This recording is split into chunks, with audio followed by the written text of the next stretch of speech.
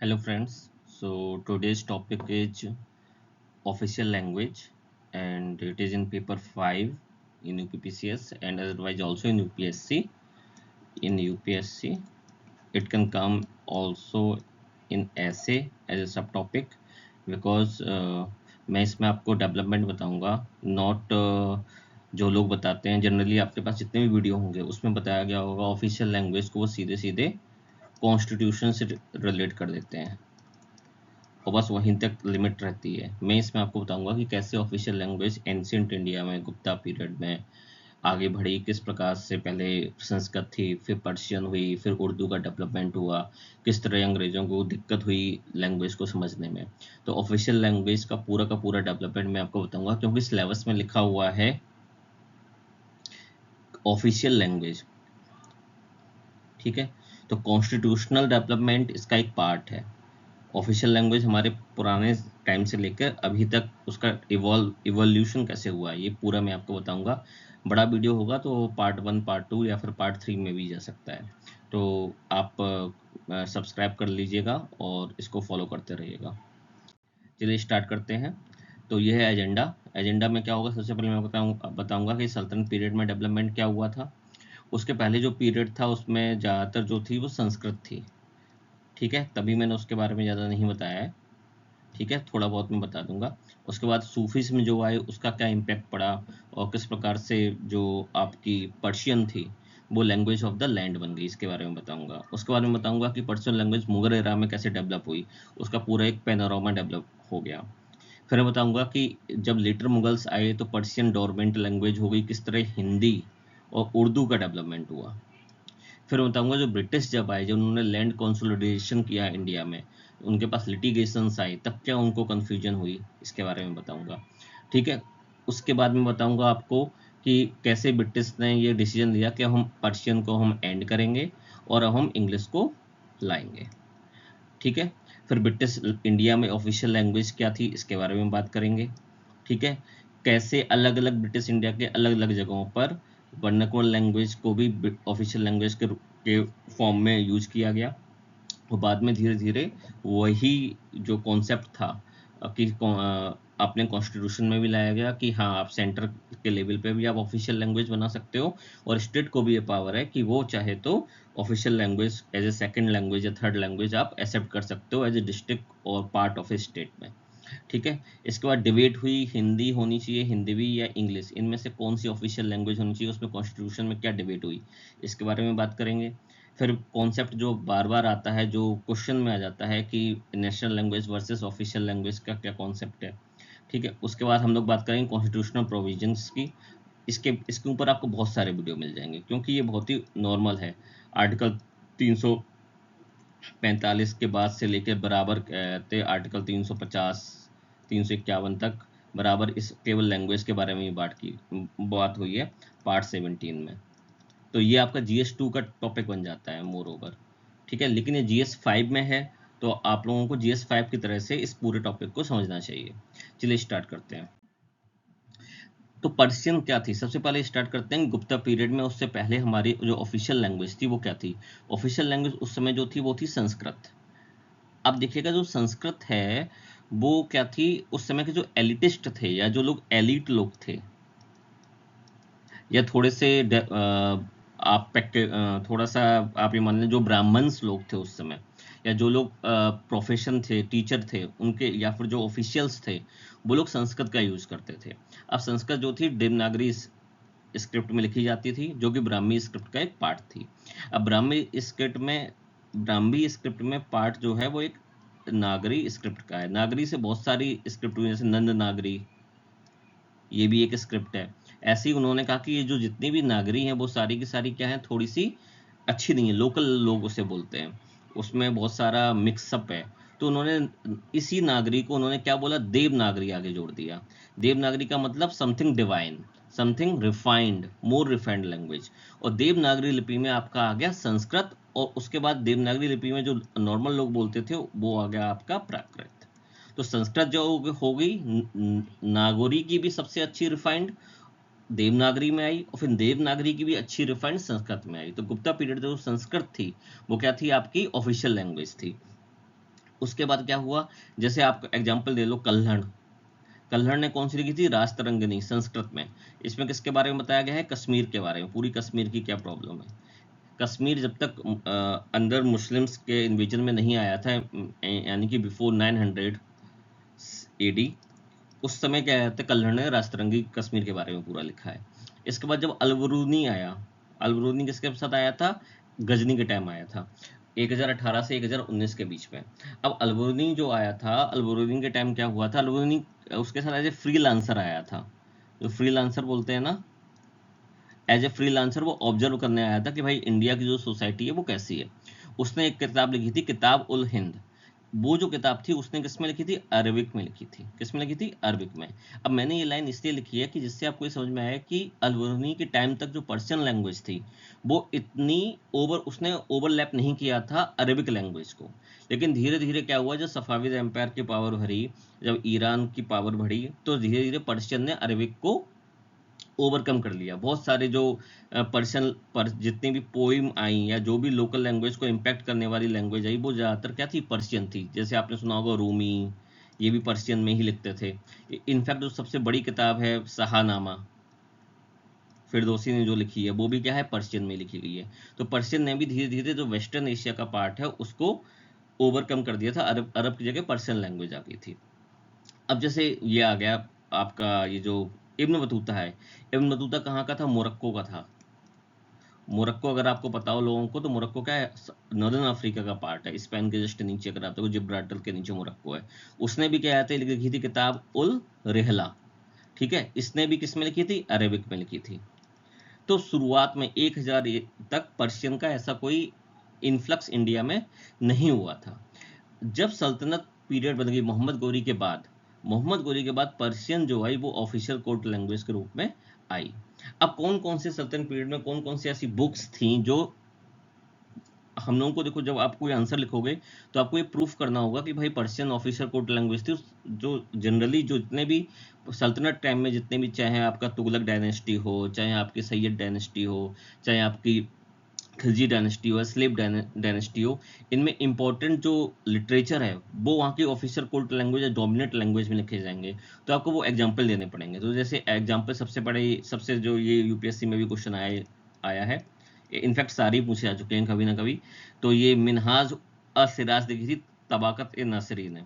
ठीक है, तबाकत नसरी बुक का नाम है, मिनहाज ई सिराज ने, या कभी कभी ओ सिराज लिखा जाता है, इन्हें लिखी थी।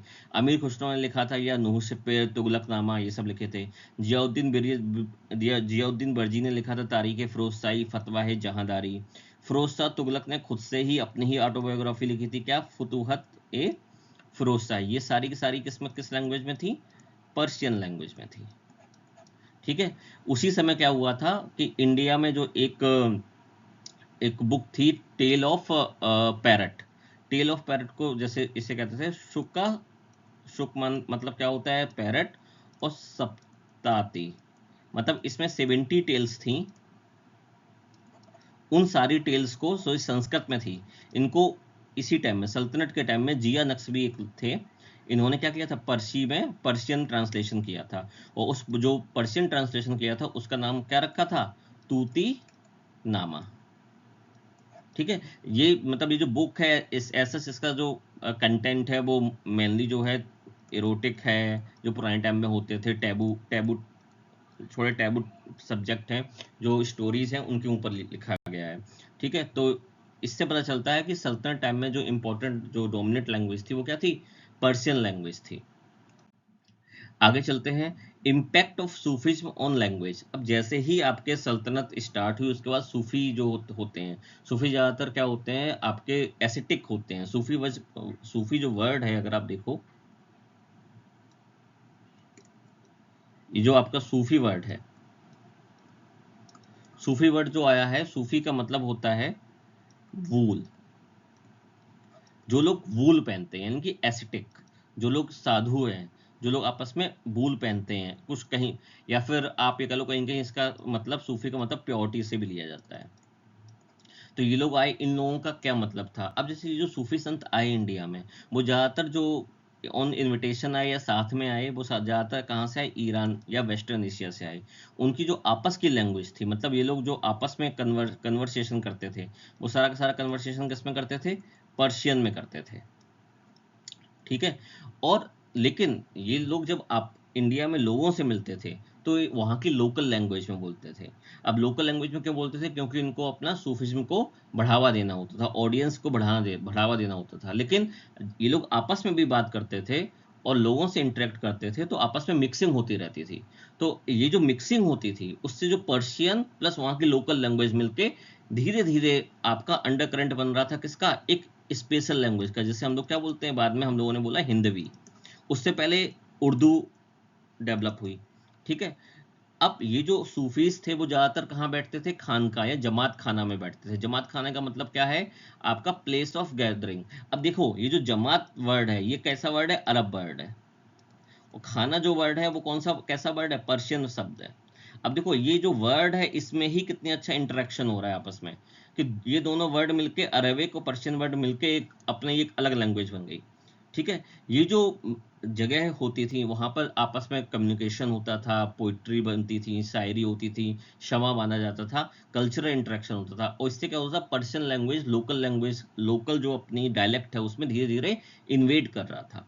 अब देखो ये जो अब आप देख रहे हो, ये जो आप जैसे ये फरीद सक्करगंज, बाबा फरीद, ठीक है, ये आपके कौन बैठे हैं, ये निजामुद्दीन औलिया साहब बैठे हैं। ठीक है। ये आपके मुहिउद्दीन चिश्ती बैठे हुए हैं। मैं यहाँ पे मिला दूं, हटा दूं, ये जो आपके बैठे हुए हैं ये आपके कौन बैठे हुए हैं, मुहिउद्दीन चिश्ती बैठे हुए हैं। ठीक है। ये सारे के सारे बहुत फेमस सेंट हैं। ठीक है। अब ये जो संत थे ये सारे के सारे किस में लैंग्वेज में बोलते थे, पर्शियन लैंग्वेज में बोलते थे। ठीक है। अब बाबा फरीद जो है, ये जो बाबा फरीद है,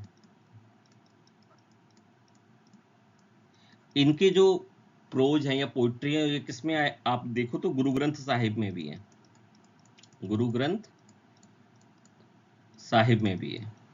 इनफैक्ट आपने सुना होगा एक सॉन्ग, मेरा पिया घर आया। एक्चुअली वो जो ये जो सॉन्ग है वो ओरिजिनली पंजाब के ही एक सूफी संत थे, उन्होंने लिखा था ओरिजिनल। वो उन्होंने, उनका नाम था, आपने बहुत लोगों ने सुना होगा, बुल्ले साहा। कौन थे आपके ये, बुल्ले साहा।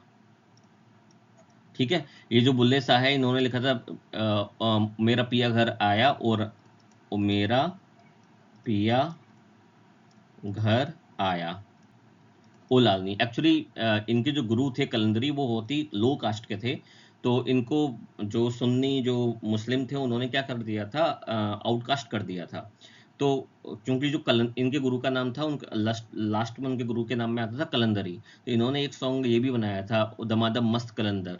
तो दमादम मस्त कलंदर भी एक्चुअली में ये सूफी संत बुल्ले शाह थे, इनके ही रिटन है, जो बाद में मूवीज में आया।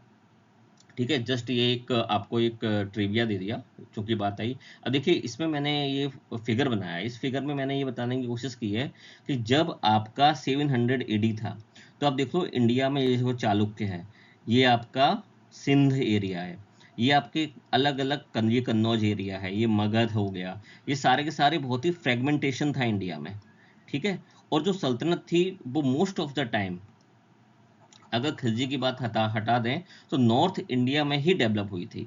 इनफैक्ट सल्तनत का जो लास्ट वाला पार्ट था, सैयद या फिर लोदी, वो तो केवल कहाँ तक था, केवल इतने ही हिस्से में था। ठीक है। हाँ, खिलजी के टाइम में आप बात कर सकते हैं कि मलिक अंबर के कारण काफ़ी नीचे तक गया था। लेकिन मलिक अंबर भी जो था, मलिक अंबर के जाने के बाद वो जो एरिया था वो फिर से क्या कहते हैं, लोकल जो वहाँ की लैंग्वेज है, इतने टाइम तक नहीं सल्तनत के डायरेक्ट उसमें आ पाया कि उसमें लैंग्वेज भी उनकी, साउथ इंडिया की जो लैंग्वेज है वो भी पर्शियन हो पाए। वहाँ पे उनकी लैंग्वेज ऑलरेडी बहुत ज़्यादा रिच थी। इसलिए अभी हम लोग इस टॉपिक पे जब भी बात करेंगे वो नॉर्थ इंडिया या फिर जो अपने कॉलोनियल रूलर्स हैं, उनका जहाँ जहाँ एरिया, उनका जहाँ जहाँ इन्फ्लुएंस रहा है उसके बारे में, उस एरिया को केवल ऑब्जर्व करेंगे। अब देखो 15 टू 16 सेंचुरी में क्या हुआ, सल्तनत पीरियड जब आपका आया, उस जब आपका एक्चुअली सल्तनत पीरियड में क्या हुआ था, तैमूर, जो तैमूर था, इसने जब क्या कहते इंडिया पे लास्ट जब 1398 जब अटैक किया था, उसके बाद दिल्ली क्या हो गया था, दिल्ली जो सल्तनत थी वो ज़्यादा वीक हो गई थी। उसके बाद सैयद लोग जो थे उन लोगों ने 1414 से 1450 तक किया। तो आप देख लो ये सैयद डायनेस्टी कहाँ तक है, ठीक है। सैयद डायनेस्टी, ये सैयद डायनेस्टी देखो, ये आपकी हो गई लोधी डायनेस्टी। ये सारी सही डायनेस्टी कहाँ पर है आपकी, मेनली पंजाब, दिल्ली और जौनपुर की जौनपुर तो खैर लोधी लोगों ने अपने अंडर में लिया था, सिकंदर लोधी ने। तो ये सारी की सारी जो एरिया है वो बहुत कम था एक टाइम पे। तो एरिया इतना कम हो गया था, जो आपके सैयद डायनेस्टी का जो आप लोग सुनते हो आलम शाह, तो उसके बारे में क्या बोला था कि शाह आलम दिल्ली टू पालम, मतलब केवल 9 माइल का एरिया था। इतने छोटे एरिया में रह गया था आपका सल्तनत। जब सल्तनत ही इतनी छोटी हो जाएगी तो उसकी जो ऑफिशियल लैंग्वेज है उसकी पूरे इंडिया में क्या इम्प्रेशन रहेगा, बहुत ही कम रह जाएगा। तो उस टाइम तक ये जो 15 टू 16 सेंचुरी वाला टाइम है वो क्या कहा जाता है, पर्शियन लैंग्वेज के लिए डोरमेंट पीरियड बोला जाता है। कि पर्शियन लैंग्वेज रही तो, लेकिन वो कहाँ रही, लिटरेचर में रही। ऑफिशियल लैंग्वेज सिकंदर लोडी ने इसको ऑल्दो डिक्लेयर किया था, और वो पर्शियन पोइट्री भी लिखता था गुलरुखी के नाम से, लेकिन आपका जो मेन पर्शियन जो थी वो कहाँ होगी, पेपर वर्क में ही रह गई थी। क्योंकि अगर आप सिकंदर लोदी का भी देख लो तो बहुत कम एरिया है, केवल इतने, बाकी तो पूरा इंडिया ये वाला हिस्सा भी छूट गया, मिडिल एरिया था, बंगाल भी नहीं आया, ये सारा का सारा छूट गया था, ठीक है। साउथ इंडिया की तो बात ही छोड़ दो। तो 15 टू 16 सेंचुरी में आपका पर्शियन जो है खत्म हो गया एक तरीके से। इनफैक्ट जब सूरी आए, सूरी और शेरशाह सूरी का टाइम भी अगर आप देख लो, तो शेरशाह सूरी का टाइम जो होता है वो जनरली क्या होता है, 1530 से लेके 1538, इसके ही अराउंड शेरशाह सूरी रहे थे। तो शेरशाह सूरी भी एक्चुअली क्या था, पश्तून था, पश्तून यानी कि अफगान था।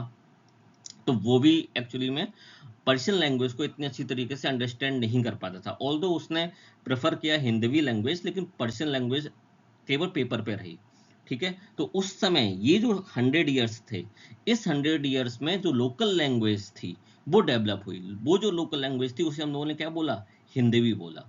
वो जो लोकल लैंग्वेज डेवलप हुई वो कौन सी लैंग्वेज डेवलप हुई, हिंदवी। अच्छा, हिंदवी जो थी वो क्या थी, हिंदवी जो थी वो एक तरीके से आपकी अरबी प्लस पर्शियन प्लस अरबी प्लस पर्शियन को अगर हम लोग जोड़ दें तो वो हो जाती है आपकी उर्दू प्लस हिंदी, जो या फिर हिंदी के जो भी डायलेक्ट बोले जाते हो, ये दोनों आपस में मिलके क्या बन जाते हैं, आपकी हिंदी बन जाते हैं। ये लैंग्वेज डेवलप हुई, और एक तरीके से ये क्या हो रहा था, ये कल्चरल आपस में क्या हो रहा था, इंटरेक्शन हो रहा था।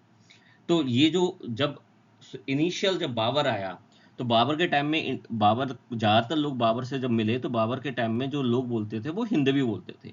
हाँ, जो ऑफिशियल लेटर का आपस में कम्युनिकेशन होता था वो पर्शियन में होता था, लैंड रिकॉर्ड्स जो थे वो भी पर्शियन में होते थे, लेकिन कहीं कहीं जो फ्रेगमेंटेड चूंकि इंडिया था तो कहीं कहीं हिंदी में भी होते थे। अब देखिए, अब अगर हम बात करें हुमायूंनामा की, तो जो हुमायूंनामा था, उसे हुमायूंनामा एक्चुअली लिखा किसने था, गुलबदन बेगम ने लिखा था। लेकिन हुमायूंनामा जो लिखा गया था वो अकबर के टाइम में लिखा गया था। अकबर ने क्या किया था, गुलबदन बेगम जो थी को वापस आगरा बुलाया था और उनसे कहा था कि आप हुमायूं के बारे में, अपने बाबा या अपने पापा के बारे में जो भी आप जानते हो उसके बारे में आप लिखिएगा। हुमायूं, गुलबदन बेगम जो थी वो हुमायूं की बहन थी और बाबर की बेटी थी। तो उन्होंने जो हुमायूंनामा लिखा वो क्या लिखा, पर्शियन लैंग्वेज में लिखा, ठीक है। क्योंकि अकबर पर्शियन लैंग्वेज का बहुत बड़ा तीमारदार था, या फिर पर्शियन लैंग्वेज का बहुत बड़ा सपोर्टिव था। उसके हिसाब से Persian language official language Akbar ने ही एक तरीके से बहुत ज़्यादा इम्पोज की। अब अगर आप देखो, इसमें मैंने लिखा है कि इसकी जो नेटिव लैंग्वेज थी वो कौन थी, छगताई या तर्किक लैंग्वेज थी। अब आप लोगों को पता होगा जितने भी मुगल एम्परर थे वो सारे क्या थे, वो आपके मंगोल और तुर्क दोनों के वंश के थे, ठीक है। तो वो छागटाई लैंग्वेज बोलते थे। अब छगटाई क्या है इसके बारे में हम लोग बात करेंगे। पहले हम लोग ये देख लें कि तारीख है शेरशाही। ये जो तारीख है शेरशाही है ये किसने लिखा था, अब्बास खान सरवानी, ये भी अफगान था। और इसको भी शेरशाह के बारे में लिखाने के लिए अकबर ने ही बोला था, लेकिन इसने जो लिखा है वो इंडो अफगान कल्चरल स्टाइल में लिखा है, ठीक है। इसने पर्शियन में नहीं लिखा है। तो इससे पता चलता है कि Persian language till the time of 1550 तक, या 15, जब अकबर थोड़ा सा स्टेबलाइज नहीं हुआ था, 1560 मान लें, तब तक जो पर्शियन थी वो डोरमेंट नहीं रही थी। नेक्स्ट हम लोग बात करते हैं कि छगताई क्या था। अब देखो ये छगटाई जो लैंग्वेज, ये जो है, ये जहां जहां आपने खान लिखा है, ये पूरा का पूरा मंगोल लोग थे। कौन लोग थे? मंगोल। ठीक है, इनफैक्ट मंगोल से ही आपका जो है मोगोल बना है, और मोगोल से ही आपका मुगल बना है। तो एक्चुअली जो मुगल थे वो मंगोल से ही आए हुए थे, इनफैक्ट था भी, डिसेंडेंट भी उन्हीं के थे।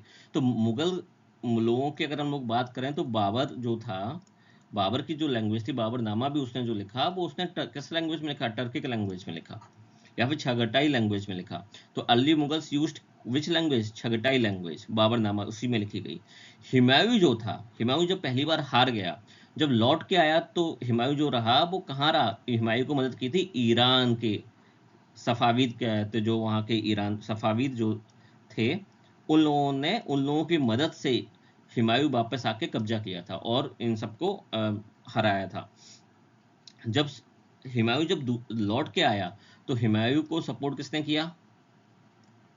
हुमायूं को सपोर्ट किया ईरान ने। ईरान की लैंग्वेज क्या थी? पर्शियन। अब ये जब हुमायूं को सपोर्ट ईरान ने किया, तो हुमायूं के साथ और कौन कौन लोग आए? बहुत ज़्यादा लिटरेचर लेके जो हुमायूं आया, उन लोगों ने, हुमायूं ने एक्चुअली क्या किया कि जिन लोगों ने आपको सपोर्ट किया होता है, आप उनको क्या करते हो? इनवाइट करते हो, या फिर अगर वो आ रहे हैं या फिर इन्फ्लक्स उनका हो रहा है, तो आप उनको सपोर्ट करते हो। तो धीरे धीरे जो आपकी जो टॉप जॉब थी, उसमें कौन लोग आ गए? आपके जितने भी एलिट आए, वो ज़्यादातर किसको प्रेफरेंस दी गई? आपके पर्शियन लैंग्वेज वालों को दी गई। क्योंकि अकबर भी जब बना, तो अकबर को भी पता था कि मेरे पापा को किसने सपोर्ट किया है? ये पर्शियन लैंग्वेज वाले लोगों ने किया है। तो इस तरह से पर्शियन लैंग्वेज जो थी वो फिर से ऊपर उठने लगी।